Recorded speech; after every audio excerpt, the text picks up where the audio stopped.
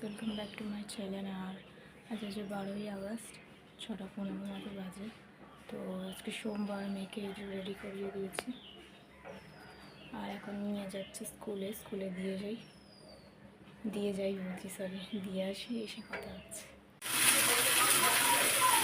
আগে স্কুলে দিয়ে চলে এসেছি আর এসে এখানে ভাত আর তরকারি সব বসিয়ে দিয়েছি, দেখো।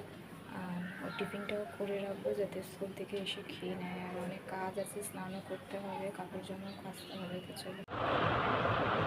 তো বন্ধুরা, অনেকক্ষণ আগে মেয়েকে স্কুল থেকে নিয়ে চলে এসেছিলাম আর এখন 12টা বাজে যায়। এসে খেতে তো দিয়েছি ওকে, খাচ্ছে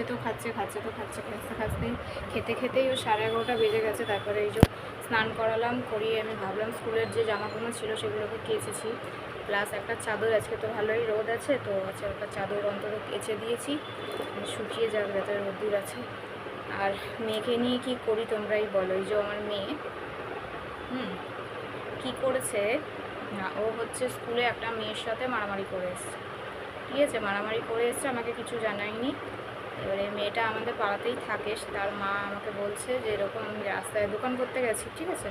তো আমাকে বলছে যে তোমরা দেখেইছো একটু আগে আমরা একটু মারদা সাবান দেখালাম, তো ওটা এই কারণেই দেখিয়েছি যে ওটা যখন আমি কিনতে গেছি আমাকে বলছে যে তোমার মেয়ে কোথায়। আমি বলছি কি যে আমার মেয়ের তো পায়খানা পেয়েছিল, ওর স্কুল দিয়ে আস্তে আস্তেই পটি লেগেছে। তো আমি বলছি কি তো সেইখানে গেছে, পটি করতে গেছে, ছুটে এসে চলে গেছে। তো আমি দোকানে ছিলাম, তো বলছে কই তোমার মেয়েকে ডেকে আনো। তো আমি বলছি কি আর কী হয়েছে। বলছে আমার মেয়েকে মেরে মেরুদণ্ড ভেঙে দিয়েছে। আমি বলছি কি, বলছে কি যে হ্যাঁ স্কুলে মারামারি করেছে। তো আমি ওকে এসে জিজ্ঞাসা করছি কি যে তুই কি ওকে মেরেছিস। তো বলছে কি যে না আমি তো মারিনি, আমি তো জানিই না, আমার সাথে তো কিছু হয়ইনি। তো এবারে সত্যি কিনা মিথ্যে বলছে আমি জানি না। আমার মেয়েটা কেঁদে ওর মাকে বলছে, ঠিক আছে। তো আমি বলছি ঠিক আছে, কালকে সকালে আমি স্কুলে যাই, তোদের স্কুলে যদি মারামারিটা হয়ে থাকে তাহলে স্কুলে তো আরও বাচ্চারা দেখবে, তাহলে বাচ্চারা যদি দেখে তাহলে সেক্ষেত্রে আমাকে বলবে। তো এখন হচ্ছে ওকে পড়তে বসিয়েছি, তো এখন আমি কিছু বলবো না। তো কালকে আগে দেখি সত্যিকারে মেরেছিলি। বলছে মারিনি।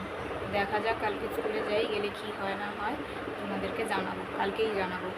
প্রতিদিন নালিশ আসছে, তাহলে বলো ওর কী করা যায়। ওর সেখানকার আই কার্ডটাও হারালো, আজকের আবার নাকি মারামারিও করে এসছে, তাহলে ভাবো।